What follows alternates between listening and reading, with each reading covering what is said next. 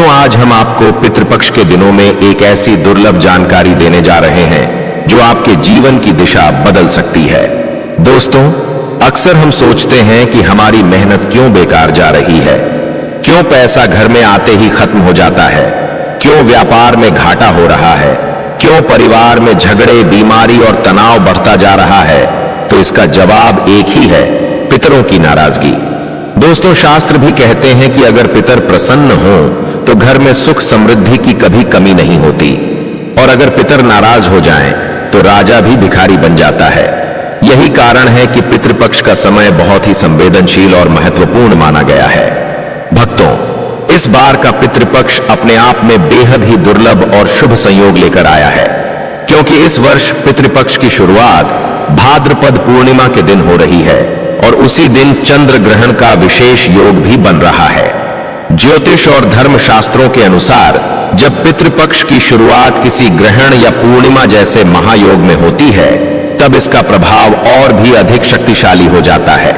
यही कारण है कि इस बार पितृपक्ष में नियमों का पालन करना और भी जरूरी हो जाता है।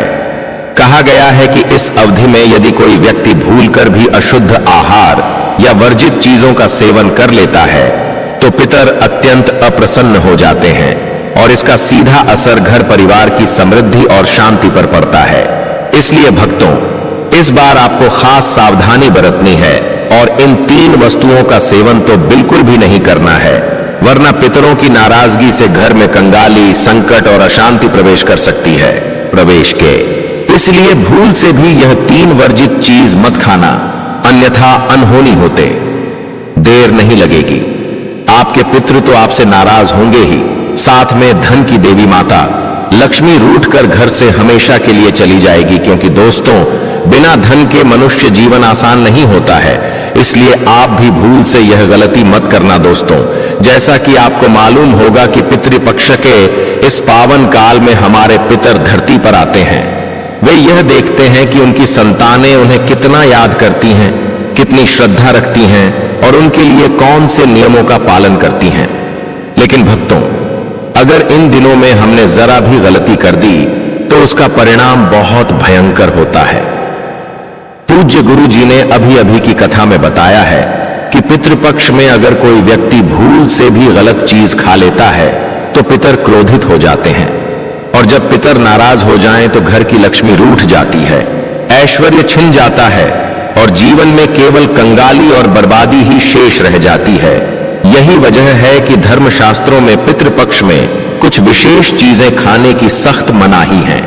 यह चीजें इतनी अशुभ मानी गई हैं कि इनका सेवन करने वाला व्यक्ति न केवल पितरों का अपमान करता है, बल्कि अपने पूरे घर परिवार को संकट में डाल देता है।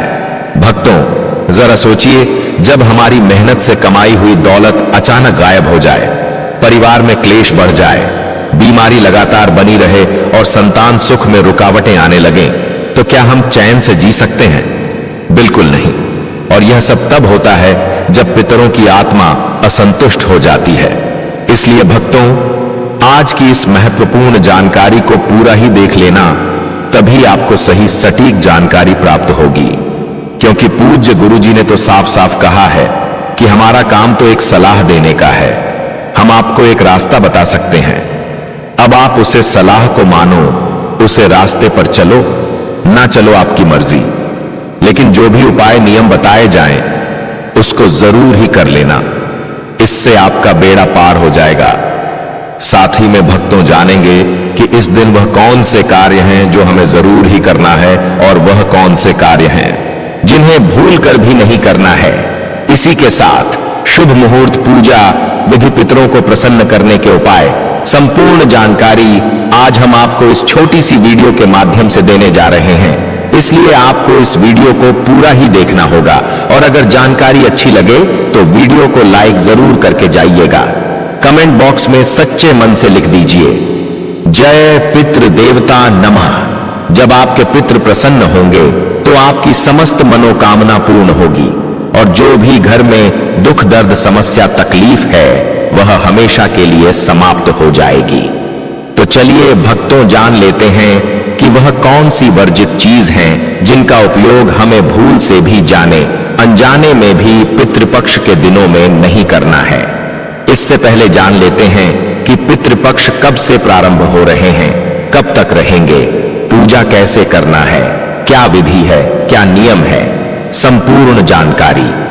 भक्तों, वर्ष 2025 में पितृपक्ष की शुरुआत रविवार 7 सितंबर 2025 से होगी और इसका समापन रविवार 21 सितंबर 2025 को सर्वपितृ अमावस्या पर होगा। यानी पूरे 15 दिन हमें यह अवसर मिलेगा कि हम अपने पितरों का श्राद्ध, तर्पण और पिंडदान करके उन्हें स्मरण करें। खास बात यह है कि इस बार पितृपक्ष की शुरुआत के दिन ही पूर्णिमा और चंद्र ग्रहण का योग बन रहा है, जो इस काल को और भी प्रभावशाली बना देगा। इसलिए हिंदू धर्म में पितृपक्ष या पिंडदान करने का बहुत ही अधिक महत्व बढ़ जाता है। अगर आपने पूर्ण श्रद्धा भाव से अपने पितरों को प्रसन्न कर लिया तो आपके घर से नकारात्मकता हमेशा के लिए समाप्त हो जाएगी और घर में सुख समृद्धि आएगी, क्योंकि आपके पितृ आपसे प्रसन्न है।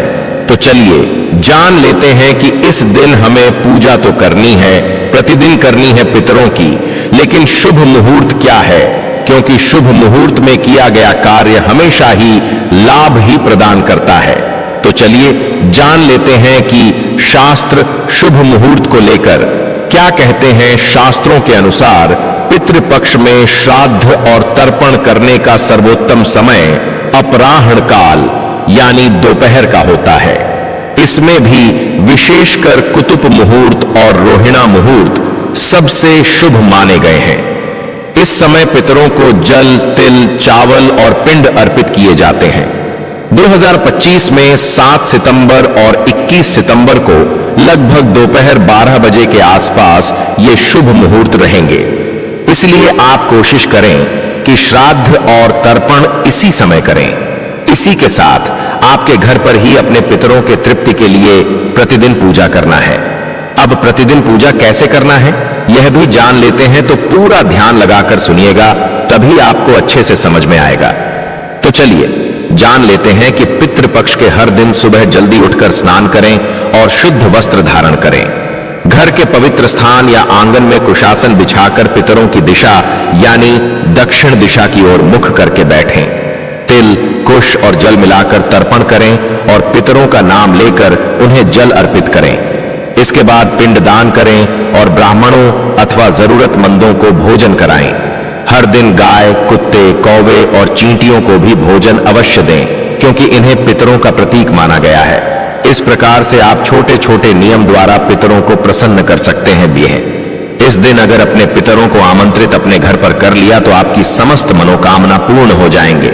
आपकी जानकारी के लिए बता दें, भक्तों, पितृ इस दिन पृथ्वी पर जरूर आते हैं। चाहे वह किसी न किसी रूप में आए, लेकिन आते जरूर है। इसलिए आपको पितरों को निमित्त करके घर पर बुलाना है और उनकी नित्य पूजा पाठ करने से पितृ प्रसन्न होते हैं।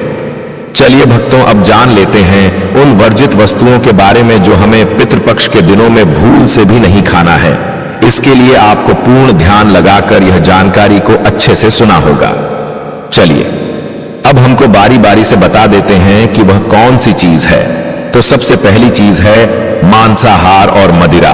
पितरों के लिए सबसे बड़ा अपमान। भक्तों, पितृपक्ष में सबसे पहले जिस चीज से दूर रहना अनिवार्य है वह है मांसाहार और मदिरा। शास्त्रों में बार बार कहा गया है कि यह दोनों वस्तुएं न केवल शरीर को अपवित्र करती हैं, बल्कि आत्मा को भी भारी और तामसिक बना देती हैं।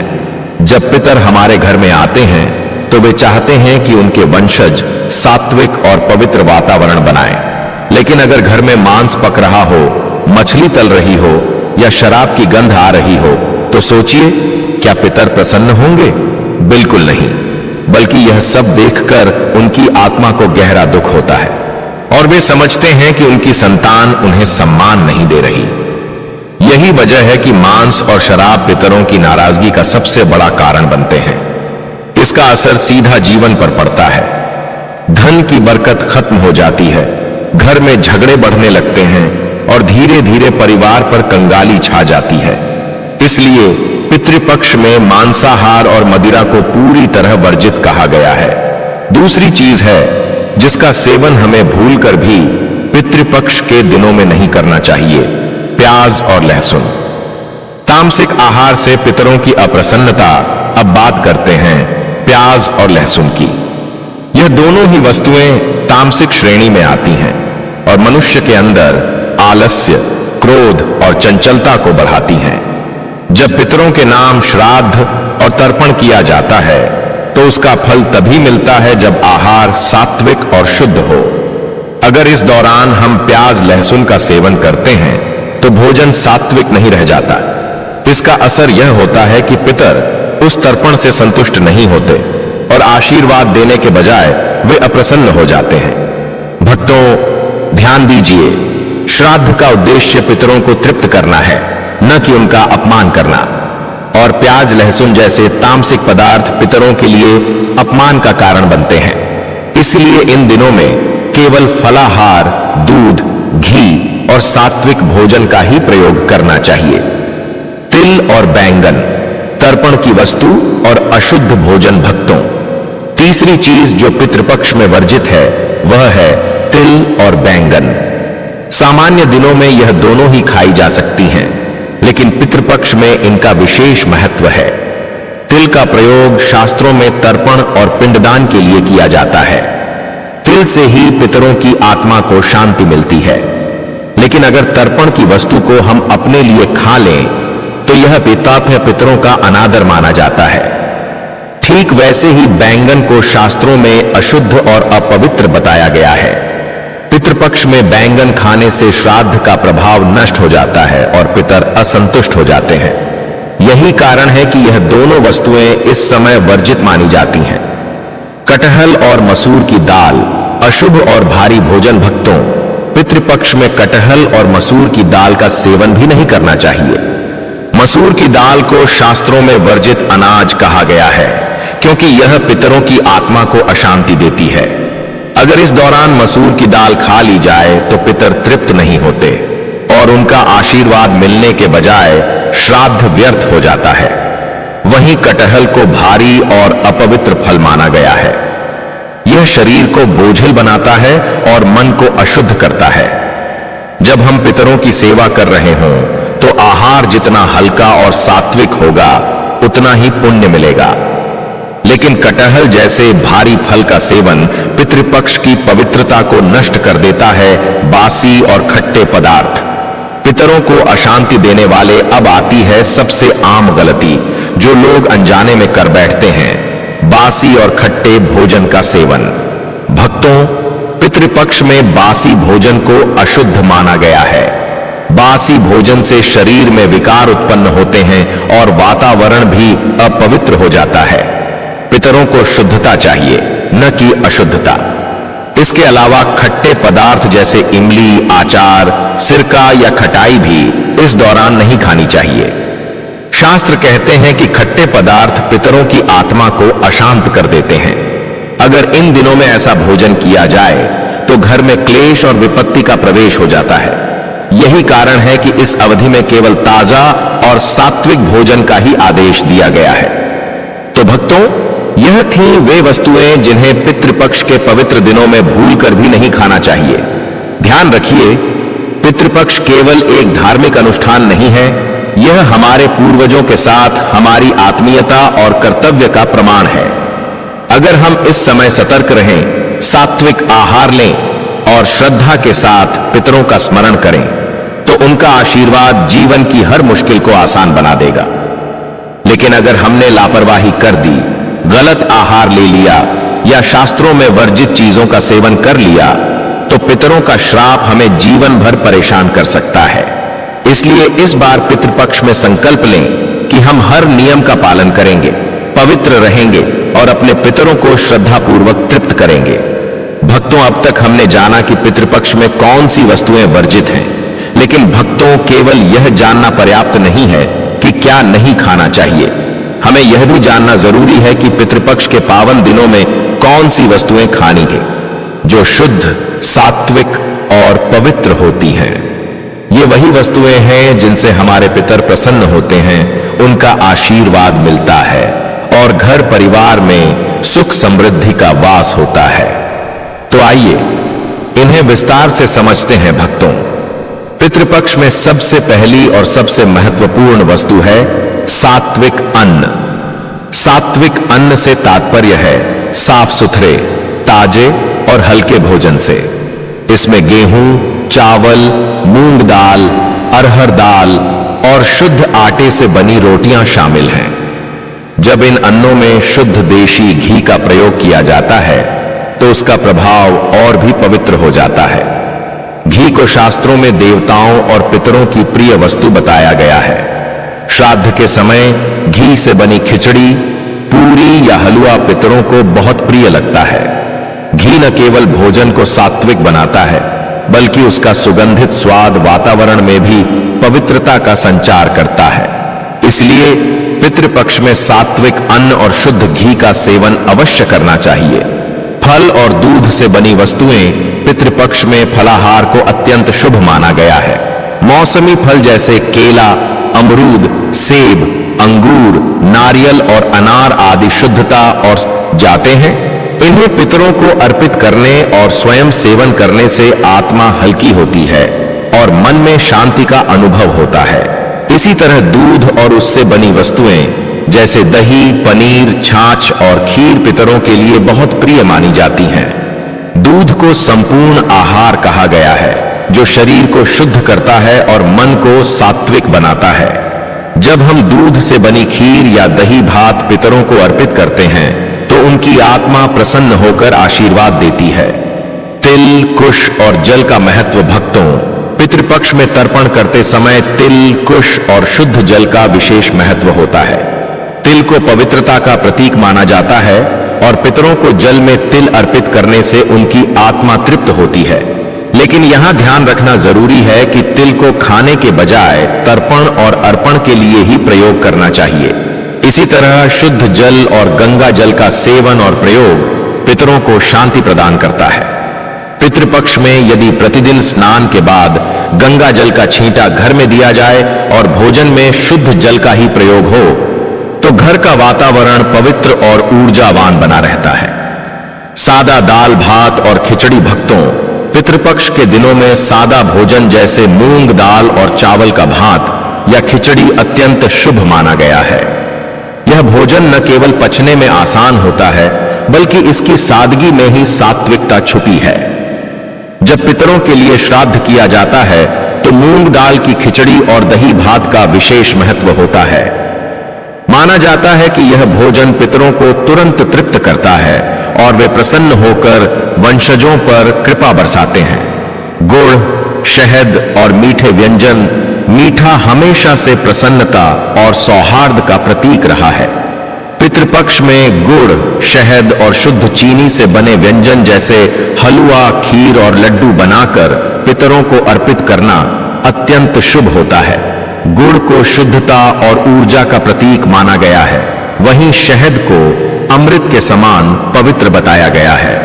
इन वस्तुओं से बने व्यंजन पितरों को अर्पित करने से न केवल उनका आशीर्वाद मिलता है, बल्कि घर परिवार में मिठास और आपसी प्रेम भी बढ़ता है। तो भक्तों, पितृपक्ष में हमें हमेशा सात्विक, ताजा और पवित्र भोजन का ही सेवन करना चाहिए। याद रखिए, यह केवल भोजन नहीं है, बल्कि पितरों के प्रति हमारी श्रद्धा और आस्था का प्रतीक है। जब हम सात्विक भोजन करते हैं तो हमारे मन में भी सात्विक विचार आते हैं और जीवन में शांति और समृद्धि का संचार होता है। पितर प्रसन्न होकर आशीर्वाद देते हैं, जिससे घर में सुख शांति रहती है, संतान का कल्याण होता है और जीवन के सारे दुख दर्द धीरे धीरे समाप्त हो जाते हैं। इसीलिए पितृपक्ष में सादा, सात्विक भोजन करें, फलों और दूध से बनी वस्तुओं का सेवन करें, तिल और जल का तर्पण करें और अपने पितरों की आत्मा को तृप्त करें। यही असली धर्म है।